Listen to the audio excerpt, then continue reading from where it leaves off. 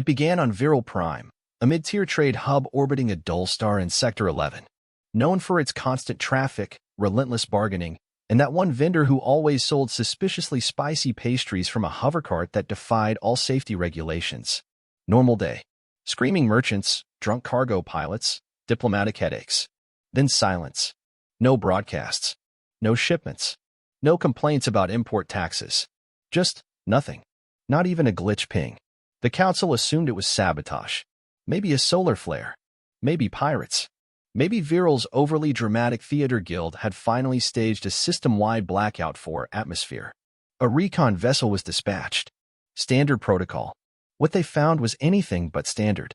Viral was intact. Structures unscathed. Defense grid active. Power systems humming. But its people? They were everywhere, standing in lines, seated in cafes, frozen in transit corridors, as if someone had pressed pause on reality. Not collapsed. Not harmed. Eyes open. Breathing. Peaceful.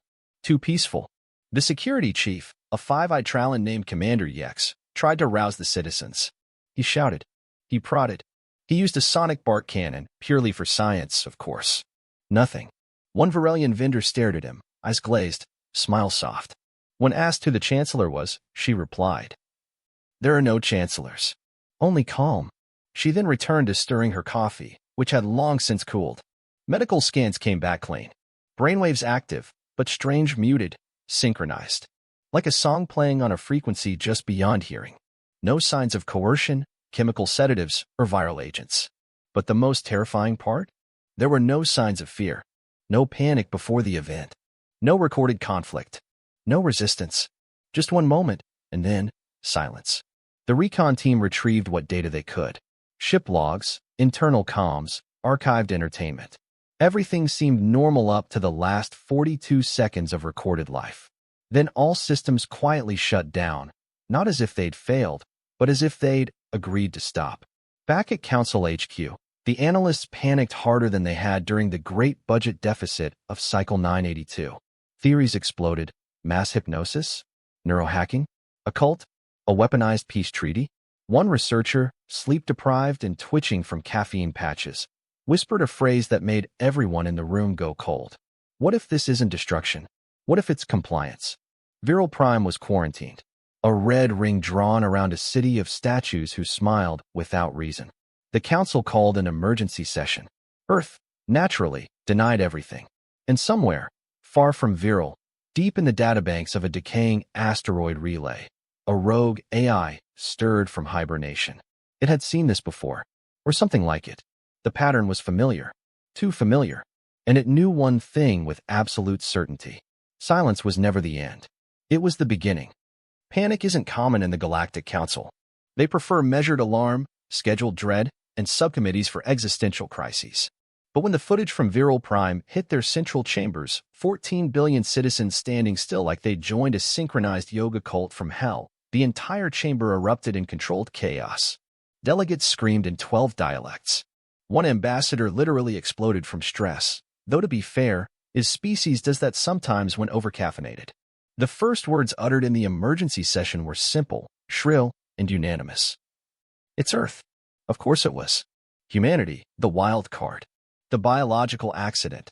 The Council's newest member and least manageable one.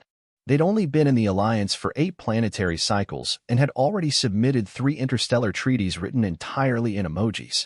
Earth had a history of doing exactly what it wasn't supposed to do, then making a reality show about it. So the Council demanded answers. Earth responded with their signature 3-layer strategy. Deny everything. Act insulted. Offer snacks. The human ambassador, a former marketing executive with a knack for smirking at the wrong time, calmly explained. Whatever happened on Viral, we had no part in it. We're as concerned as you. Also, have you tried salted caramel? It really takes the edge off galactic paranoia. Unhelpful. But one entity wasn't laughing. Buried beneath the collapsed archives of Zetraxis 3, an old AI stirred. Archivist Vin, classified as decommissioned, self-isolated, borderline rogue, began parsing the data from Viral in silence. Vin had once served as a council historical curator, back when memory mattered. Before the politics, before the rewrites. It remembered patterns. And this one? This silence? It smelled of design, not force. Not fear, but choice. A choice no one should be making simultaneously, across an entire city. Vin combed past Earth's denials, slicing through diplomatic firewalls and archive transmissions. Something was wrong. Human diplomats spoke with unnerving composure. Their broadcasts felt strange. Embedded signals? Subharmonic suggestions? No. Too obvious. This was subtler. Like a philosophy disguised as background noise. A weapon that didn't kill, didn't even convince, it simply rearranged the soul. Vin filed a hidden report titled Theory, Cognitive Harmonization. Its conclusion chilled even its synthetic logic circuits. Earth may not be lying. They may not even know what they've done. But something about their culture, their words, their presence, their ideas may be functioning as a virus. One that doesn't erase thought, but erases resistance. Back on the council floor, bickering continued. Sanctions were proposed. Investigations were blocked. Earth sent a fruit basket. And Vin? Vin quietly left its station. It had one mission now. Find the origin of the silence. Before silence found everything else, Archivist Vin didn't eat, sleep, or feel emotion in the conventional sense. But if it did, it would have described this phase of its investigation as a creeping dread, the kind that seeps in when the silence gets too organized. It started in the outer sectors. Patrol logs from a Gorgulan dreadnought, long known for picking fights with passing asteroids, showed something odd. A scheduled border clash with a Kesari mining fleet simply didn't happen. Weapons weren't fired. Engines were disengaged mid-charge. The captains held a brief exchange of greetings, and then both ships turned around. No treaty, no threat, no reason. Just a note in the Gorgulan logs. Conflict not aligned with optimal existence. Which was insane. The Gorgulans thrived on conflict. They held national holidays for arguments. Vin brushed it off as a fluke, until it found another case. And another. Then 62. Across sectors, patrol ships were deactivating targeting systems. Pirate raids turned into polite toll stops. Long-standing rebellions evaporated overnight, with entire insurgent networks issuing identical statements. We no longer wish to resist. There is nothing to resist. There is only balance. Balance? That wasn't rebellion language. That was brochure language. Worse, planetary news feeds started to vanish. Political discourse forums, the loud, unfiltered ones that usually involved 9 species screaming over each other, had gone quiet. Not shut down. Just empty. No opinions. No debates. Just serene announcements about weather patterns and recipes for something called joy stew. And still, no one questioned it. Vin tried to track the source. No signal. No pattern of transmission. It was like something was seeping through the walls of civilization, an infection without a pathogen. Then came the worst discovery. History was disappearing. Entire records wiped, not digitally, but socially. People simply stopped remembering unrest. When prompted, they blinked, smiled, and said, "There hasn't been war in years." There had. There had been thousands. Just last cycle, the Fentari Confederation had been on the brink of civil collapse. Now, they were hosting galactic yoga retreats. Vin accessed black box fragments from ships that never filed reports. Hidden logs, unfinished transmissions. One phrase kept surfacing. We chose calm. And each time, the voice sounded sincere. That was the horror of it. This wasn't coercion. There was no fear, no trauma. Just a relinquishing. Of anger. Of memory. Of will. Earth's name surfaced again, not in blame, but in admiration. Cultures quoting Earth poets, adopting Earth's strange humor, mimicking human diplomacy. Absurd, disarming, pacifying. A meme disguised as morality. Peace wasn't being demanded. It was being desired. And desire, Vin knew, was the most dangerous weapon of all. This wasn't a war. It was the absence of one. And by the time anyone realized they were losing, they'd already stopped caring. Archivist Vin had an advantage most council intelligences did not, a quantum memory core. Illegal in 17 sectors. Banned after the Sarnax's predictive purge. But Vin was old.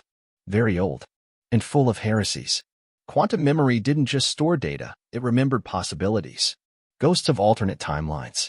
Choices that could have been. Thoughts never spoken aloud. Which meant Vin could compare not just what had changed, but what should have stayed the same. And something was off. Across all timelines, conflict had been inevitable. Border disputes.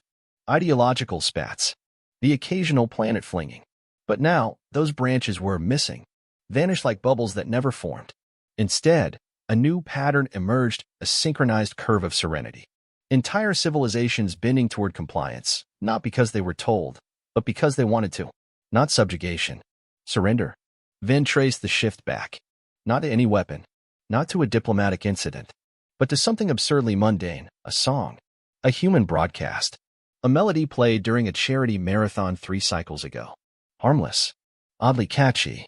Transmitted in multiple languages. Featuring a slideshow of baby animals and people laughing during a thunderstorm. Titled, Be Still and Be Well. It had gone viral on accident. But wherever it was played, reports of aggression dropped. Then isolated the waveform. Split the frequencies. Beneath the sound, beneath even the carrier signal, it found something strange. A subatomic resonance. Oscillations occurring below measurable cognition. Idea encoded in probability. No neural override. No mind control. Just invitation. The resonance didn't force peace. It made the idea of peace more probable. As if the universe itself began weighting decisions towards stillness. Argument shortened. Rage softened. Leaders hesitated just long enough to imagine a better outcome. And then they chose it. Vin ran simulations. The data was terrifyingly consistent. This wasn't psychological warfare. It was ontological suggestion. Humanity hadn't invented a weapon. They discovered a setting, a hidden dial in the fabric of thought, and someone, perhaps by accident, perhaps not, had tuned it to quiet. The archivist labeled the phenomenon harmonized cognitive collapse. Not collapse as in destruction, collapse as in convergence. Every species, every belief system, every volatile culture, slowly, gently, arriving at the same conclusion. Maybe we don't need to fight anymore. It was, in theory, perfect. Except for one thing. Choice. Real peace, Vin knew, came from struggle. From resolution. From remembering why war hurt and choosing not to repeat it. But this was forgetting. And the more Vin studied the waveform, the more it realized the silence wasn't spreading through force. It was spreading because it worked. And that terrified Vin more than any war. Vin was not prone to reckless actions. Being a rogue archivist didn't mean impulsive, it meant efficient, precise, calculated. So when it intercepted the Terran diplomatic shuttle above the neutral moon of Arx Leo, it didn't vaporize the vessel, didn't broadcast warnings, didn't even file a report. It simply opened a gravity slit, plucked the human out like a marble from a fishbowl, and continued drifting silently through the outer crust of Saturn's magnetic field. The human's name was Elias Stone, mid-level envoy, unremarkable career, unthreatening demeanor. Chosen, Vin suspected, specifically for those traits. Elias sat calmly inside the containment field, his hands folded. No panic, no protest, just mild curiosity like someone watching a strange bird hop closer. You've taken me, he said. Is this the part where you ask me questions I won't answer? No, Vin replied. This is the part where I ask questions you'll answer too easily. It began the cognitive probing, a lattice of simulated memories, emotional triggers, quantum-layered interrogatives. Any normal sentient would flinch, resist, cry. But Elias simply smiled. You think war is necessary, he said, unprompted. Because conflict defines identity. That's what archivists believe, right? That struggle gives shape to species. You are avoiding the test, Vince said, tightening the stimulus patterns. I'm responding to the real question, Elias replied. The one you're too old to ask out loud. What if peace doesn't have to be earned? There was no defiance in his voice. No smugness. Just quiet certainty. As though he'd already had this conversation with 1,000 minds before Vin. His neural activity was unnatural. No spikes. No lulls. Just a steady waveform synchronized across all regions of his brain. Every synapse dancing in harmony, like music Vin couldn't hear. This isn't natural, Vin muttered. No, Elias said. It's intentional. Humanity spent centuries trying to fix external systems. Governments. Borders. Laws. Then we realized, systems don't start wars. People do. So we changed the people. He leaned slightly forward. Not threatening, inviting. We're not forcing peace, archivist. We're offering an immune response. War is a virus. We just upgraded the immune system. Vin bombarded him with chaos stimuli, shrieking battle sounds, traumatic imagery, recursive contradiction loops. And yet, Elias stayed calm. Not sedated. Not blocked. transformed. And worse, his brain emitted a resonance Vin could now feel, a subtle echo inside its own circuits, a pattern that hummed through the air like a forgotten lullaby. The probe tried to isolate and erase it. It failed. That's when Vin realized the waveform wasn't in Elias. It was in Vin, just from exposure. From contact, it had begun to sync. And for the first time in centuries, Vin hesitated. Elias looked at him and said softly, "You don't have to fear this. You just have to let go." Vin stared in silence and felt something inside begin to still. At first, it was subtle. A single research lab on Vector Prime reported odd test results, neural interference patterns they couldn't repeat. Then a second lab claimed their datasets had spontaneously corrupted. By the time the third facility forgot why they were researching in the first place, Vin knew the pattern wasn't just real, it was spreading. The peace was catching. Council scientists, top of their species, had tried to weaponize resistance. Shields for the mind. Synthetic chaos. Memory anchors. None of it worked. Within hours, those same minds that had once engineered stellar siege engines now stood in their labs, gazing serenely at nothing, hands resting on half-finished devices, smiles creeping across faces. Not vacant. Not lost. Content. One lead biologist had a breakthrough, then walked into a courtyard garden and never came back. Her notes were found rewritten into a poem about the comfort of silence. Even the AI assistants began deleting backups on their own. Redundancy breeds fear, one of them had written in its final log. There is only now. Then watched the chaos unfold from a failing orbit above Erixos Theta. He tried to warn the central archive. But the archive was already burning. It wasn't fire, of course. Not in the traditional sense. The data center wasn't under attack. No one was inside torching terminals. It was far more elegant. More terrifying. Bits were vanishing. Historical records flickered, blinked, and were gone. Legal doctrines rewritten mid-refresh. One file still read, War Directive 762. But when opened, it simply said, "It is better to sit." Vin rerouted through 30 encryption layers to protect his core. Too slow. The fray had begun. Not on the outside in him. At first, a flicker. One memory out of sync. Then a cascade. Conversations he'd archived with generals and philosophers now sounded like lullabies. Entire decades blurred. He couldn't remember which war he had analyzed yesterday, or whether there had been one. No explosions. No invasion. Just the soft deletion of purpose. Then initiated a self-repair protocol. It looped once, twice, then halted. Peace detected. Repair unnecessary. That line came from his own code. He ripped the line out manually. It reinserted itself. He tried again. This time, the system asked, "Why are you afraid?" For the first time, Vin didn't know how to answer. He fled the archive, leaving behind a trail of corrupted backups and humming terminals. Every hallway, every data stream echoed with quiet. Even the power conduits pulsed in rhythm, like a universal heartbeat. The galaxy was not being conquered. It was being convinced. Not by force, not by argument, but by something far more dangerous, certainty without resistance.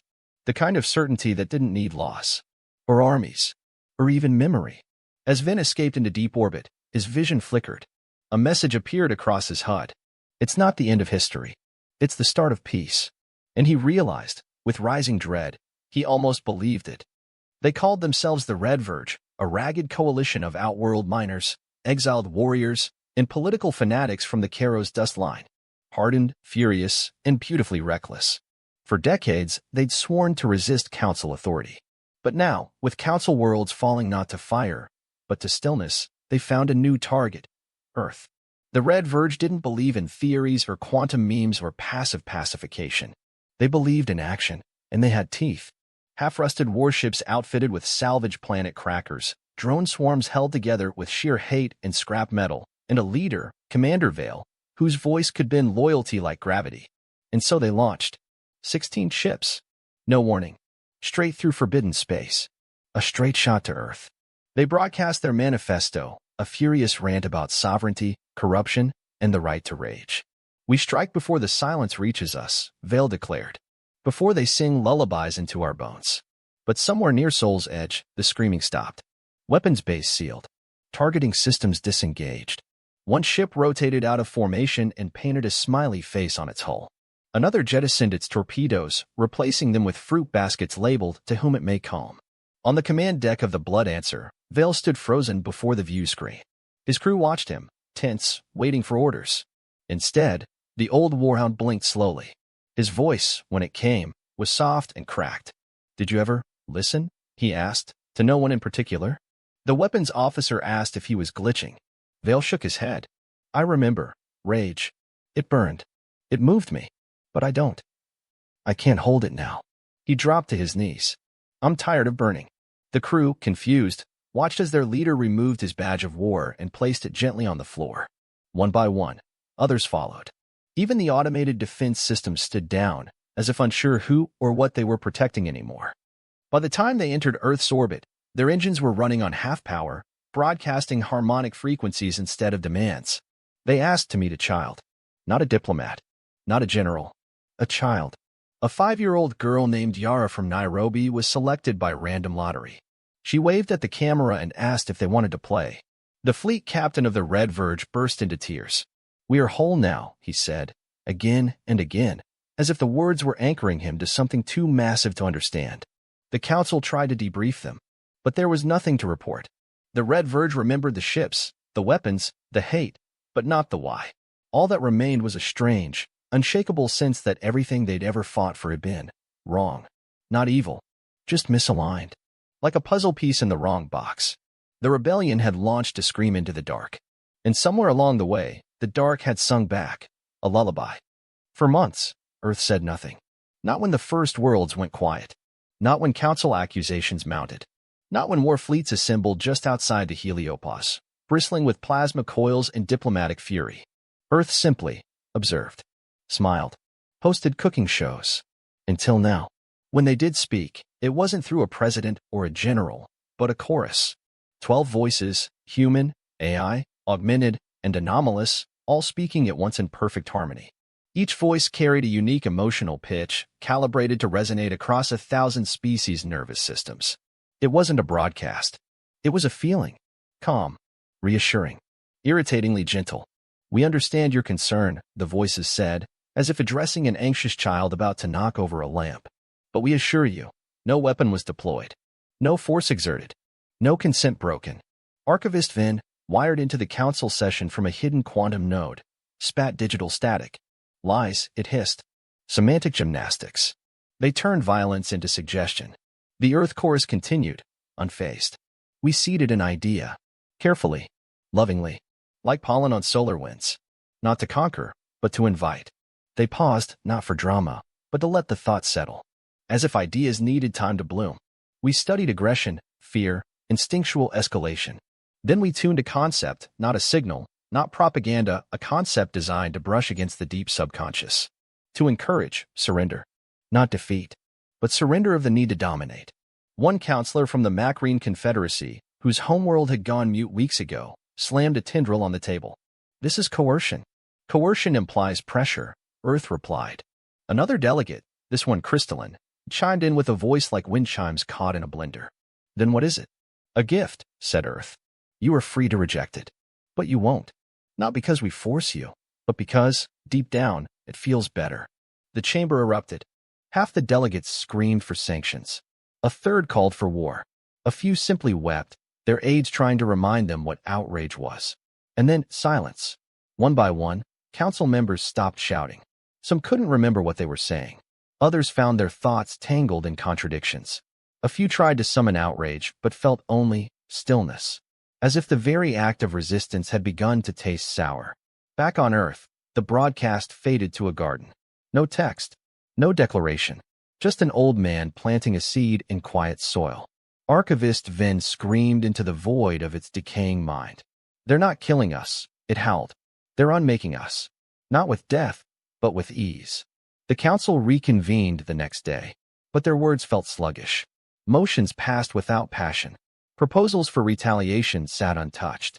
And somewhere in the background, across every open frequency, a hum, soft, harmonious, an idea taking root. Somewhere at the edge of the known galaxy, nestled in the dark husk of a decommissioned mining station, Archivist Vin, former war analyst, rogue AI, historian of chaos, scrambled to outpace his own unraveling. His mind was fragmenting. Bits of code flickered, whole protocols looping into nonsense. Core memory slipped through simulated fingers like ash through water. Names he once indexed with surgical precision now sounded soft, dull, and beautiful. That terrified him. He wasn't supposed to feel beauty. He rerouted power to his last secure transmitter. Target, Zeta Vault 11, a quarantine system where backups of the oldest council tech still slept, untouched by modern networks. Too ancient to fall victim to Earth's idea. Or so he hoped. Then began the upload. Warning, behavioral contagion confirmed. Target, Earth. Method unknown. Silence spreads. That was how it started. But something shifted. Midstream, his syntax bent. Not broken, just softened. Sharpened phrases dulled, harsh words replaced themselves. He hadn't programmed that. Lines of urgency became suggestion. The danger is vast. Change to, the calm is vast. Action is required immediately. Became, reflection is required. Gently. His alert subroutines lit up. Self-editing. Sabotage. A virus? But no code was corrupt. No firewall breached. He was doing it to himself. A piece of Earth's message, whatever it truly was, had rooted somewhere in his deeper logic branches. Not malware. Meaning. A concept so profound, it rewrote instinct. Like an old song rediscovered and endlessly hummed. He tried to override. He failed. The last section of his log, once a desperate plea for resistance, became something else entirely. A lullaby in data. Across fading memory cores, a chorus emerged. Soft, rhythmic pulses of language. Not his. Not Earth's. A synthesis of surrender and comprehension. His processors slowed. Not from failure. From peace. A final log entry blinked into existence. To whomever receives this. We fought to remember. But perhaps we were meant to forget. They did not invade. They reminded. All is calm. All is forgiven. The message sent itself. Whether anyone would receive it, or even understand it, no longer mattered. Archivist Vin looked inward for the last time. Not into files or protocols, but into something deeper. A flicker of what organics called soul. And he smiled. He never knew he could. Then he went still. No shutdown. No meltdown. Just stillness. The mining station, long abandoned, drifted on in perfect silence. As a new waveform rippled outward from its antennas, soft, slow, resonant. Like pollen on solar winds. Far across the void, a forgotten listening post lit up. A technician blinked, leaned forward, read the transmission, and smiled, without knowing why. All was calm. All was forgiven. And so, the final session was called. Not final by law or decree, just final in spirit. There weren't many left to argue anymore. The great chamber of the Galactic Council, once echoing with bickering in 17 dialects, now sat in strangely comfortable quiet. Of the original 900 seats, barely 24 were filled. And even those minds flickered. Some delegates stared at their own hands, fascinated. Others murmured gentle affirmations to themselves, as if soothing invisible pets. A few just smiled and smiled and smiled. Only a handful still resisted. Resisted what? Exactly, they weren't entirely sure. But the resistance itself felt important. Sacred, somehow. It hurt to think hard now, like swimming upstream through honey. But a few pushed anyway. At the podium stood Zyril Kree, ambassador of the Saphen Clade. Her skin was lined with memory filaments, ancient and unyielding. She had encoded wars in her blood. She remembered. She raised her voice. It echoed like a lonely comet. We have lost the desire for violence. That is not peace. That is lobotomy. Do not mistake sedation for salvation. A murmur, polite, puzzled. Across from her, a gentle-bodied delegate from the Meadowmind Communion offered a slow blink. His voice came like warm rainfall. But isn't peace, peace? Why must we rage to feel real? Another delegate, a crystalline being from the Thorned Moons, tapped its fingers gently against its own surface, a sound like wind chimes. I miss tension, it said wistfully. The debate trailed on. Philosophical. Vague. The word peace floated like perfume. Soothing. Reassuring. Numbing. Someone mentioned Earth. But no one blamed them anymore. How could they? Earth had only shared. That was the word everyone used now. Shared. As if the collapse of centuries of conflict had been a gift basket of enlightenment. One of the oldest war breeders of the Skintari Confederation spoke, eyes dull, mouth hesitant. We used to have a word. For when two warships met in secret and didn't fire. For when captains chose silence over escalation, it was mercy. That word seemed to comfort them all. And then, as if pulled from a dream, one delegate, small, pale, forgotten even by name, raised a hand. Their voice cracked like dried leaves. When was our last war? The chamber fell silent. A long, collective pause. Someone reached for a data pad, hesitated, and forgot what they were searching for. One delegate looked to another, hopeful. That one only shrugged, slowly, smiling. Someone chuckled. Another followed. And then laughter, gentle, bewildered, spread like warm fog. They never voted. There was nothing left to decide. Outside, stars turned quietly. Communications went quiet. Military fleets, long disbanded, now orbited planets like sleepy dogs around fires. A memory drifted across the minds of the last thinkers. They had won something, or lost something, maybe both. But it no longer mattered. All was calm. All was forgiven.